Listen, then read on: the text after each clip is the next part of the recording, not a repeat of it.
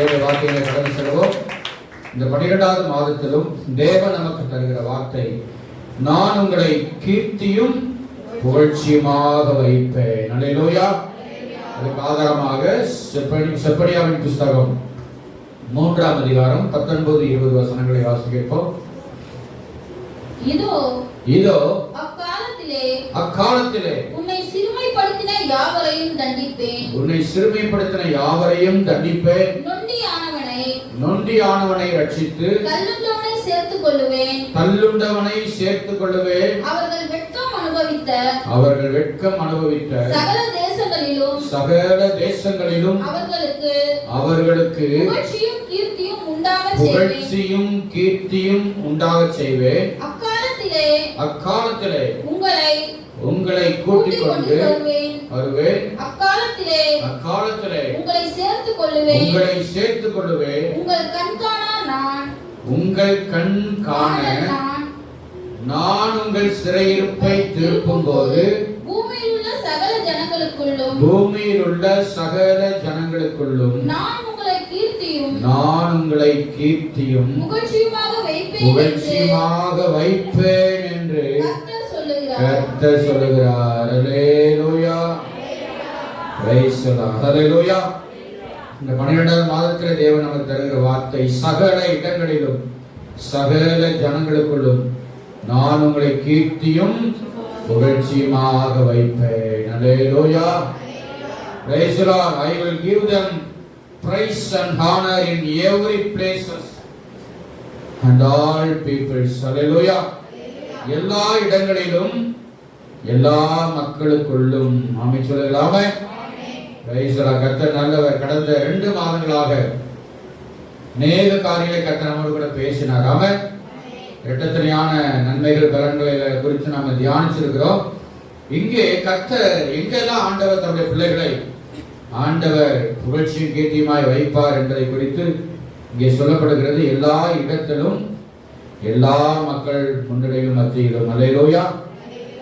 all places.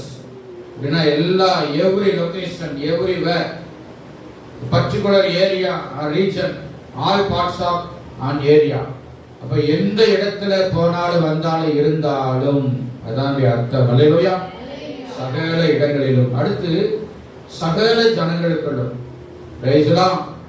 சகல ஜனங்கள் அப்படின்னு சொல்லும் பொழுது தோத்திரம், every persons, all individuals or every group of peoples, all human being, culture, background, இப்படி பலதரப்பட்டதான மொழிகள் அல்லது ஜாதிகள், மதங்கள், இனங்கள், நிறம் உள்ளவங்க, வசதி படைச்சவங்க, மேன்மையா இருக்கிறவங்க, எல்லார் மத்தியிலும் ஒரு அலையிலே சொல்லுங்க. அல்லேலூயா. Praise the lord. எல்லா இடங்களிலும் எல்லா விதமான மனிதர்கள் மத்தியிலும். ஆமென் சொல்லலாமே. ஏன் கர்த்தர் எல்லா இடமும் அப்படின்னு சொல்றார் அப்படின்னா, நம்முடைய தேவனை குறித்து ஆண்டவருக்கு அநேக நாமங்கள் இருக்கிறது. யெகோவா ஈரே, யெகோவா ஷமா, யெகோவா நீசி, இப்படி பல பெயர்கள். யெகோவா தேவனுக்கு 1000 நாமங்கள் உண்டு. நம்ம பாட்டு பாடுறோம். அல்லேலூயா.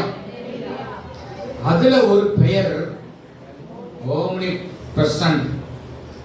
அந்த காலத்துல ஒரு சின்ன தீப்பெட்டி மாதிரி ஒரு காரு, இப்பெல்லாம் அதை பார்க்கறதுக்கு ரொம்ப ரேர். அவன் ஓம்னி கார் பார்த்துருக்கீங்க? எத்தனை பேர் பார்த்துருக்கீங்க? அப்படியே நீட்டா இருக்கும். அதுல ஒரு 6-7 சீட்டு உள்ளது.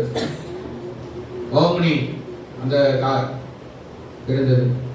இப்ப பாருங்க, ஓம்னி பிரசன்ட் அப்படின்னு சொன்னா எங்கும் எந்த இடத்துலயும் அதை பார்க்க முடியும் அப்படிங்கிற அர்த்தத்துல தான் அந்த காருக்கு என்ன பேர் வச்சிருக்காங்க? மாருதி சுசுகி கார ஓம்னி அப்படின்னு சொல்லுவாங்க. ஆமென். அதே ஆண்டவருக்கு ஒரு பெயர் ஓம்னி பிரசன்ட் அப்படின்னா God is present in all places. கைகளை தட்டி கர்த்தரை மகிமைப்படுத்துவோம். அல்லேலூயா. நம்முடைய தேவன் அவர் எங்கும் நிறைந்தவர். அல்லேலூயா. அல்லேலூயா. எங்கும் அவர் வாசம் பண்ணுகிற தேவன். ஆமென். எந்த இடத்துல இருந்தாலும் தேவன் தம்முடைய ஜனத்தை கண்டிப்பாய். நாம அநேக நேரத்துல என்ன செய்யறோம்? ஐயா நம்ம ரொம்ப இப்படி இருக்கிறோம் அப்படி இருக்கிறோம் அப்படின்னு நமக்குள்ளே ஒரு இன்ஃபீரியாரிட்டி காம்ப்ளெக்ஸ், நம்மள ஒரு தாழ்வு மனப்பான்மை நமக்குள்ளே பிசாசு கொடுப்பான். ஆமென். நாம் தெரிஞ்சுக்கணும். இந்த உலகத்தையே சர்வ வல்லமையுள்ள தேவன், நான் படைத்த கர்த்தர், அவரை நான் ஆராதிக்கிற தேவ பிள்ளையா இருக்கிறேன். அல்லேலூயா, அல்லேலூயா. எங்கு நிறைந்த கர்த்தரை நான் தொழுது கொண்டிருக்கிறேன். ஆமென்.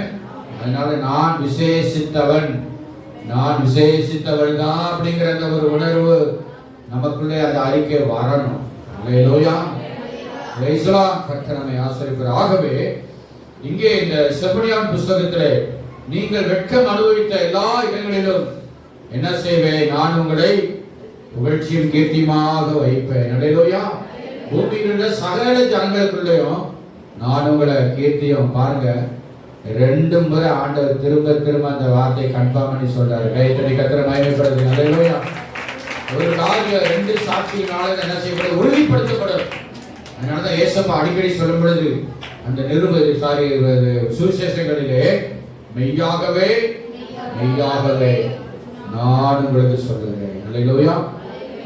2 முறை பாருங்க, திரும்ப திரும்ப ஆண்டவர் இந்த செப்பனியா தீர்க்கதரிசி மூலமாய் கர்த்தர் உரைக்கிறார். ஆமென்.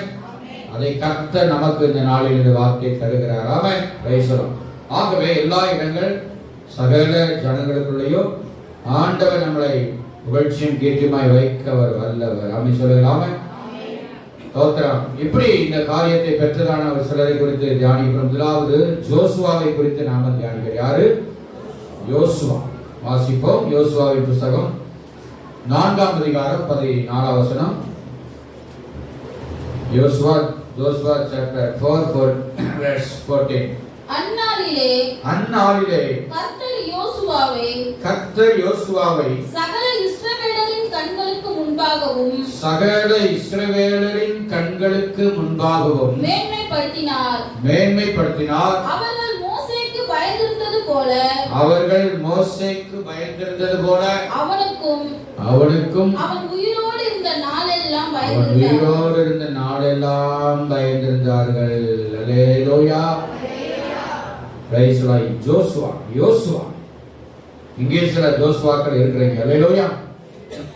ஆமென். கர்த்தர் நல்லவர். யோசுவா என்று சொன்னால் யெகோவா என் ரட்சிப்பு என்று சொல்லி அர்த்தம். அல்லேலூயா. இந்த ஜோசுவா, ஓசேயா, இயேசு இது எல்லாமே ஒரே அர்த்தத்தை உடையதான பெயர்கள். இயேசு என்று சொன்னால் என்ன அர்த்தம் சொல்லுங்க? ரட்சகர், ரெடீமர், மீட்பர். ஏனெனில் அவர் தமது ஜனங்களின் பாவங்களை நீக்கி அவர்களை ரட்சிப்பார் என்ற அர்த்தம் தான் என்னது? இயேசு, ஓசேயா, ஜோசுவா அப்படிங்கிற அந்த பெயர். அல்லேலூயா. இந்த ஜோசுவாக்கு ஓசேயாங்கிற பெயர் இருந்துச்சு. இந்த மோசே தான் அவருக்கு ஜோசுவாங்கிற பெயரை இட்டார். அல்லேலூயா. யெகோவாவுடைய ரட்சிப்பு. அல்லேலூயா. கர்த்தர் நல்லவர். பாருங்க, இந்த யோசுவாவை கர்த்தர் சகல இஸ்ரவேலரின் கண்களுக்கு முன்பாக அவர் மேன்மைப்படுத்தினார். அல்லேலூயா. இதுவே பெரிய காரியம். இஸ்ரவேல் மக்களுக்கு முன்னாலதான, நல்ல கவனிங்க, இஸ்ரவேல் மக்கள் தான்.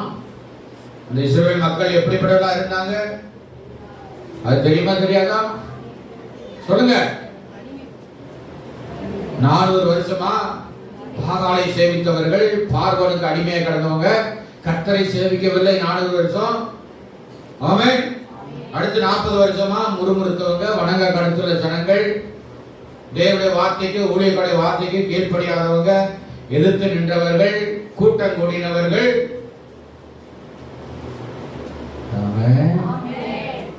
இதுதான் இந்த இஸ்ரவேலருடைய காரியம். Price the lord.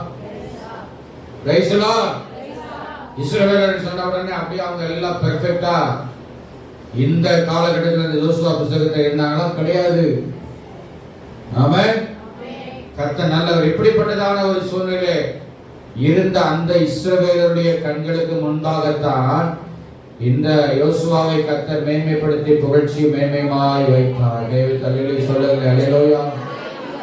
அல்லேலூயா. கர்த்தர் உங்களை ஆண்டவர் எப்பேற்பட்ட மனுஷங்க, எப்படிப்பட்ட முரட்டாட்டமான மக்கள், எவ்வளவு மோசமான மக்களா இருந்தாலும், உங்களுக்கு விரோதமான மக்களாக சூழ்நிலைகள் இருந்தாலும், கர்த்தர் இந்த வார்த்தையின்படி கர்த்தர் உங்களை மேன்மை புகழ்ச்சியுமா கர்த்தர் கண்டிப்பா வைப்பார். விசுவாசிக்கிறவங்க அல்லேலூயா சொல்லுங்க. அல்லேலூயா. ஆமென். கர்த்தர் மகிமைப்படுவாராக. ஸ்தோத்திரம். அதுக்கு காரணம் என்னங்க? யோசுவா 1ஆம் அதிகாரத்திலே பாருங்க, இந்த 7ஆம் வசனத்தையும் 9ஆம் வசனத்தையும் வாசிக்கப்போம். என் தாசனாகிய மோசே உனக்கு கற்பித்த நியாய பிரமாணத்தின் படியெல்லாம் செய்ய கவனமாய் இருக்க மாத்திரம் மிகவும் பலம் கொண்டு திடமனதாயிரு. நீ போகும் இடமெல்லாம் புத்திமானாய் நடந்து கொள்ளும்படிக்கு அதை விட்டு வலது இடதுபுறம் விலகாதிருப்பாயாக. 9ஆம் வசனம்.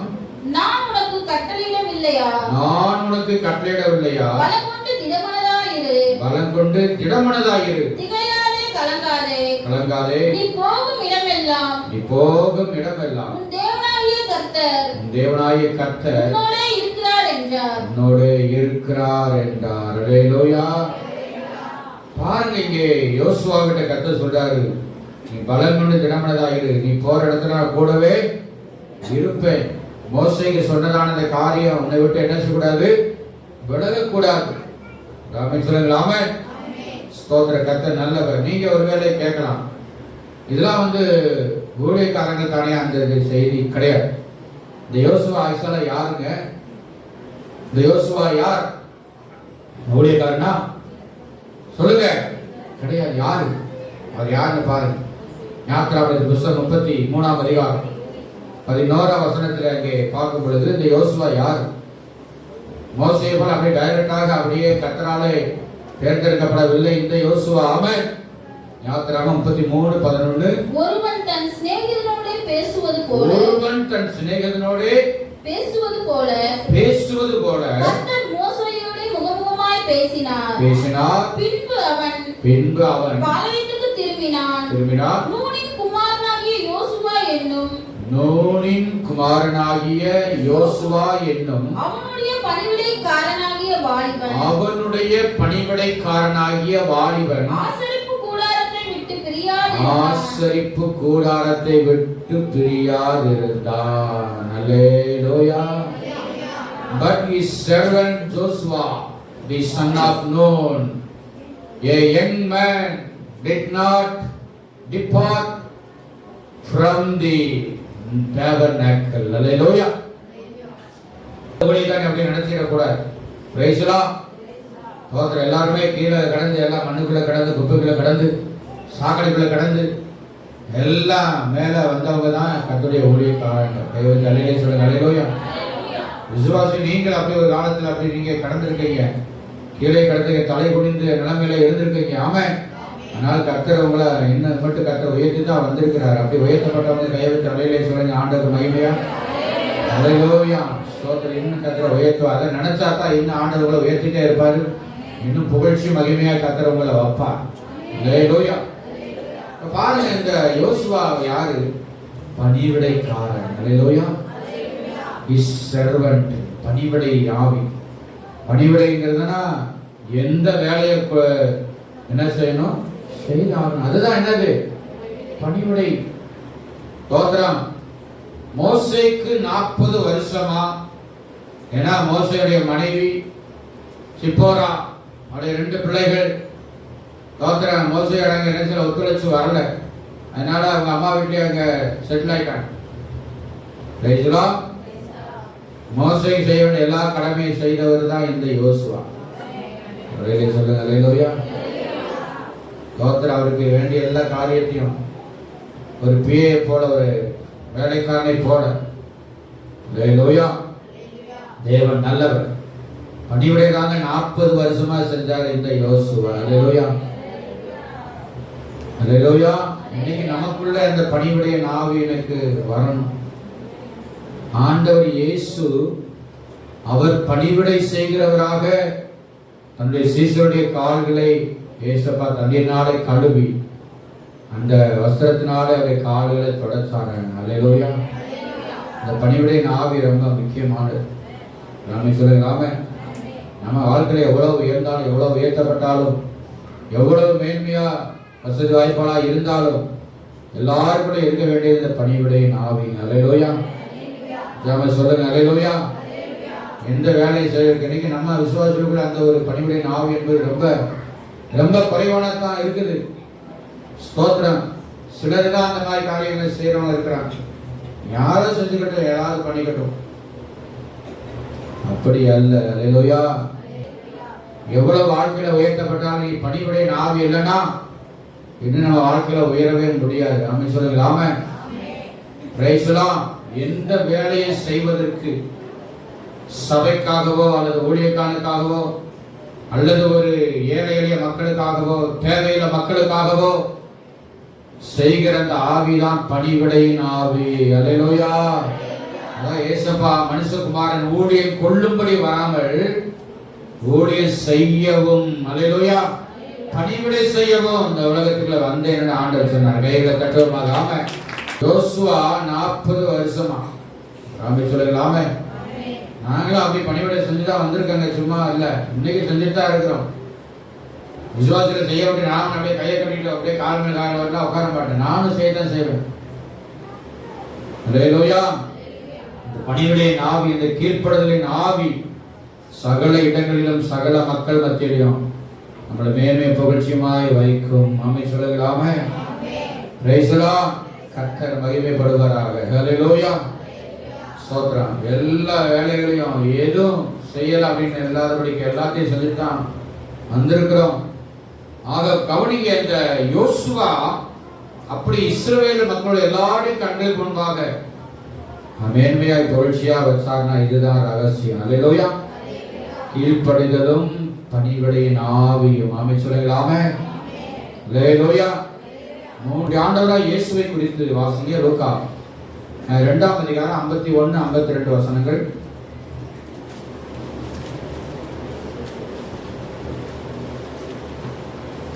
லூக்கா 2, 51, 52.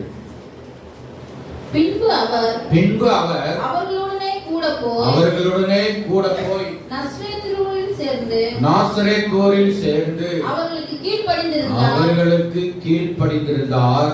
அவருடைய தாயார் இந்த சங்கதிகளை எல்லாம் தன் இருதயத்திலே வைத்துக் கொண்டார். இயேசுவானவர் ஞானத்திலும் பலத்திலும் தேவ கிருபையிலும் மனுஷர் தயவிலும் அதிகமாய் விருத்தி அடைந்தார். அவர்களே சொல்லுங்க. அல்லேலூயா. முந்திர வசனத்தை போடுங்க. பின்பு அவர் அவர்களுடனே கூட 51. ஸ்தோத்திரம். ஏசப்பா இந்த வசனம் எழுதப்படும் பொழுது அவருக்கு 12 வயசு. எத்தனை வயசு? 12 வயசுல யோசேப்போடு மரியாதை கூட எருசலேமுக்கு பண்டிகைக்கு அவங்க போயிட்டு திரும்ப அவங்க என்ன பண்றாங்க, நாசரேத்துல யோசேப்புடைய வீடு இருந்த அப்படின்னால அங்கே போய் என்ன பண்ணாங்க, போறாங்க. அல்லேலூயா. அவர்களுக்கு கீழ்ப்படிந்திருந்தார். எப்போ? 30 வயசு வரைக்கும். அவர்களே சொல்லுங்க. அல்லேலூயா. அதுக்கு முன்னாடி கீழ்ப்படியாம இருந்தார் அப்படின்னு நினைச்சுக்க கூடாது. அல்லேலூயா. குறிப்பிட்ட அந்த வயசுல இந்த 12 வயசுல இருந்து 30 வயசு வரைக்கும் உள்ள அந்த வயசு ரொம்ப என்ன சொல்றது, ரொம்ப முக்கியமான பருவம். Age from 12 to 30. Youngster, teen, young youth. அல்லேலூயா. மேரேஜ்குள்ள என்ட்ராகாம அல்லது என்ட்ராகி இருக்கிற அந்த ஒரு பக்குவம். அடுத்த ரத்த ஓட்டம் ரொம்ப வேகமா ஓடுற பருவம் எதுதான் சொல்லுங்க? இந்த 12 இருந்து 30 வரைக்கும். அப்போ அந்த விறுவிறுப்பான வயசு, ரத்த ஓட்டம் நீண்ட வயசு, அதுல கொஞ்சம் இந்த கீழ்ப்படியாமை, சொல் பேச்சு கேட்காத காரியங்களாம் இருக்கும். அது பிள்ளைகிட்ட இருக்கதான் செய்கிறது. ஆனா பாருங்க, ஏசப்பா அவர் கீழ்ப்படிந்திருந்தார் தன்னுடைய பெற்றோரோடு கூட சேர்ந்து. அல்லேலூயா.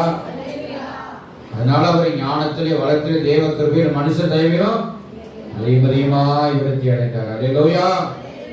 அடுத்த ஒரு வசனம் பிலிப்பியர் 2ஆம் அதிகாரம். அந்த 30 வயசு வரைக்கும் மட்டுமா? இல்லைங்க. பிலிப்பியர் 2:5 இருந்து 11 வரைக்கும் வாசித்து நாம் ஜெபிக்கலாம். பிலிப்பியர் 2:5 முதல். கிறிஸ்து இயேசுவில் இருந்த சிந்தையே உங்களிலும் இருக்க கடவுது. அவர் தேவனுடைய ரூபமாயிருந்தும் தேவனுக்கு சமமாயிருப்பதை கொள்ளையாடின பொருளாக எண்ணாமல் தம்மைத்தாமே வெறுமையாக்கி அடிமையின் ரூபம் எடுத்து மனுஷர் சாயலானார். அவர் மனுஷ ரூபமாய் காணப்பட்டு மரண பரியந்தம் அதாவது சிலுவையின் மரண பரியந்தமும் கீழ்ப்படிந்தவராகி தம்மைத்தாமே தாழ்த்தினார். ஆதலால் தேவன் எல்லாவற்றிற்கும் மேலாக அவரை உயர்த்தி இயேசுவின் நாமத்தில் வானோர் பூதலத்தோர் பூமியின் கீழானோருடைய முழங்கால் யாவும் முடங்கும்படிக்கும் பிதாவாகிய தேவனுக்கு மகிமையாக இயேசு கிறிஸ்து கர்த்தர் என்று நாவுகள் யாவும் அறிக்கை பண்ணும்படிக்கும் எல்லா நாமத்திற்கும் மேலான நாமத்தை அவருக்கு தந்தருளினார். அல்லேலூயா. அவர் 30 வயசுல பெற்றோரோடு கூட இருந்தது மட்டுமல்ல, அவர் என்ன பண்றாரா, முடிவு பரியந்தம், அதாவது சிலுவையின் மரண பரியந்தமும் கீழ்ப்படைந்தவராகி தம்மைத்தாமே தாழ்த்தினார். அல்லேலூயா. தோத்திர பெரியவர்களுக்கு, கர்த்தருடைய ஊழியக்காரர்களுக்கு, கர்த்தருக்கு நீங்க கீழ்ப்படைந்தீங்கன்னு சொன்னா கண்டிப்பா நீங்க உயர்த்தப்படுவீங்க. சொல்லுங்க அல்லேலூயா. தோத்திரம். ஒருவேளை நான் கீழ்ப்படியாம நல்லா தானே இருக்கிறேன் அப்படின்னு ஒருவேளை சொன்னால் தோத்திரம், அதுல ஏதாவது ஒரு டேஞ்சர்ஸ் கண்டிப்பா வரும், ஒரு அபாயத்தை நீங்க அதை ஃபேஸ் பண்ணக்கூடிய சூழல்கள் வரும். அந்த மாதிரி எண்ணங்கள் இருந்தா இன்றைக்கு அதை மாற்றிக்கொள்ள ஆவியானவர் வலியுறுத்துகிறார். அல்லேலூயா. ஸ்தோத்திரம். அதனால இந்த யோசுவா எல்லா இஸ்ரவேலுடைய கண்களுக்கு முன்பாக அவ்வளவு மேன்மையும் புகழ்ச்சியுமாய் கர்த்தர் வைக்க காரணம் 2 காரியம்: பணிவிடையும் கீழ்ப்படிதலும். அல்லேலூயா. இந்த 2 காரியமும் இயேசு இன்னைக்கு டிசம்பர் கிறிஸ்துமஸ் கேரள அது இதுன்னு, ஆனா உண்மையான கீழ்ப்படுதல் இல்லாம, உண்மையான அர்ப்பணிப்பு இல்லாம, உண்மையான இந்த பணிவிடையுடைய ஆவிகள் இல்லாம தான் இன்னைக்கு இருக்கிறது. ஆமென். அதனால அருமையான தேவனுடைய பிள்ளைகளே, கர்த்தர் இந்த கொடுத்த வார்த்தைப்படி சகல இடங்களிலும் சகல ஜனங்களுக்குள்ளும் நான் உங்களை கீர்த்தியும் புகழ்ச்சியுமாக வைப்பேன் சொன்னார். யோசுவாவை கர்த்தர் வைத்தார், உங்களை ஆண்டவர் வைக்க அவர் வல்லவராக இருக்கிறார். அப்படின்னு சொல்லலாமே. இந்த வார்த்தைக்கு நீங்க அதை அப்படியே ஏற்றுக்கொள்ளுங்கள், இதன்படி நடப்பதை உங்களை அர்ப்பணியுங்கள். கர்த்தர் இன்னும் உங்களை மேன்மை புகழ்ச்சியுமாக வைப்பார். கர்த்தர் தாமே இந்த வார்த்தைப்படி ஒவ்வொருவரையும் ஆசீர்வதித்து கனப்படுத்துவாராக. ஆமென்.